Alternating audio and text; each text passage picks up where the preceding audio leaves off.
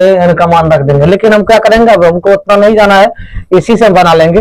अब देखो a2 बराबर कितना है, a2 बराबर 13 दिया है, तो a प्लस d बराबर कितना, a2 को हम क्या लिख सकते हैं, a प्लस d बराबर 13, समीकरण 1 पुनः। अब देखो a4 कितना दिया है, a4 बराबर कितना है, 3 है। तो अब देखो a प्लस a4 क्या लिख सकते हैं, 3d, अब बराबर क्या लिख सकते हैं, 3, समीकरण 2।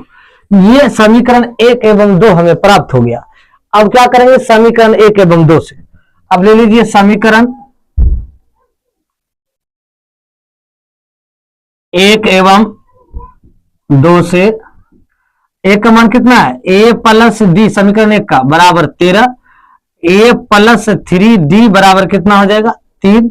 अब देखो इसको घटाने पर क्या लिखोगे, घटाने पर, आप घटाने पर लिखोगे ना तो ये दोनों कट जाएगा, प्लस माइनस।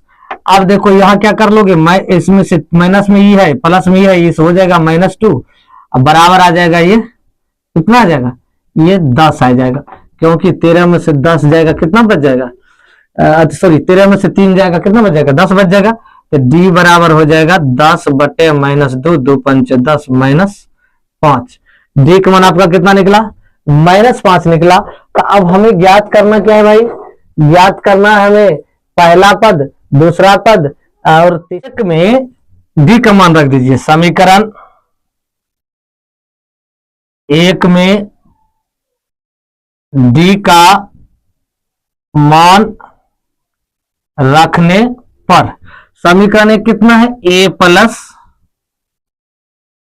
डी बराबर 13, 13 दिया है, तो ये का मान कितना, डी का मान कितना निकला, -5। ए बराबर आ जाएगा, सॉरी डी ए प्लस ये हो गया आपका -5।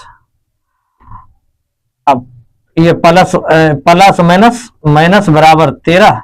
अब देखो इसको क्या करो, आप इधर करोगे, a -5 बराबर 13, a बराबर हो गया, इधर ले जाओगे 13 + 5, a बराबर हो जाएगा,